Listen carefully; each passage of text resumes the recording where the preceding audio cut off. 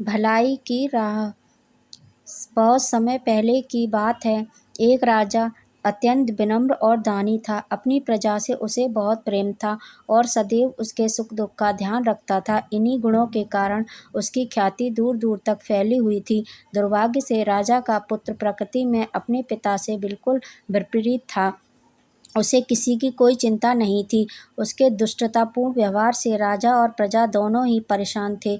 उसके पुत्र को सुधारने एवं सही मार्ग पर लाने का बहुत प्रयास किया गया, परंतु असफल रहा।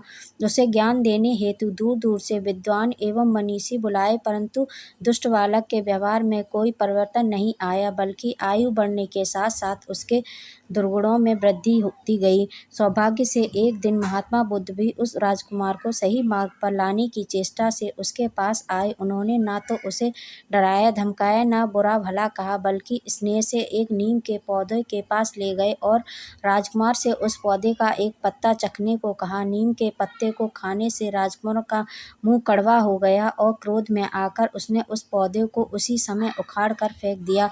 महात्मा बुद्ध ने उससे कहा, राजकुमार, तुमने पौधों को उखाड़ कर क्यों फेंक दिया? राजकुमार ने उत्तर दिया कि अभी इस पौधे के पत्ते इतने कड़वे हैं, बड़े होने पर तो वो बिल्कुल ही विष हो जाएंगे, इसीलिए इसको जड़ से उखाड़ देना ही उचित है। राजकुमार की बात सुनकर महात्मा बुद्ध ने गंभीर होकर कहा, तुम्हारे कड़वे व्यवहार से राज्य की जनता भी बहुत पीड़ित है।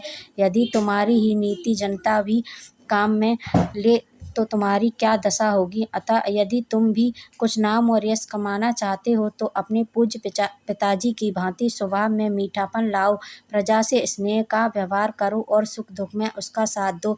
महात्मा जी की सीख से राजकुमार पर गहरा प्रभाव पड़ा और वह अपने पुराने व्यवहार के लिए लज्जित होने लगा। उसी दिन से राजकुमार में गंभीर परिवर्तन आ गया और दुष्टता त्याग कर उसने राजकुमार में गंभीर परिवर्तन आ गया और दुष्टता त्याग कर उसने भलाई की राह पर चलना प्रारंभ कर दिया। अगर आपको ये वीडियो पसंद आई तो लाइक शेयर एंड सब्सक्राइब जरूर करें, बेल आइकन को भी दबाएं। ऐसे ही मैं नई नई वीडियो लेके आती रहूँगी। तब तक के लिए धन्यवाद।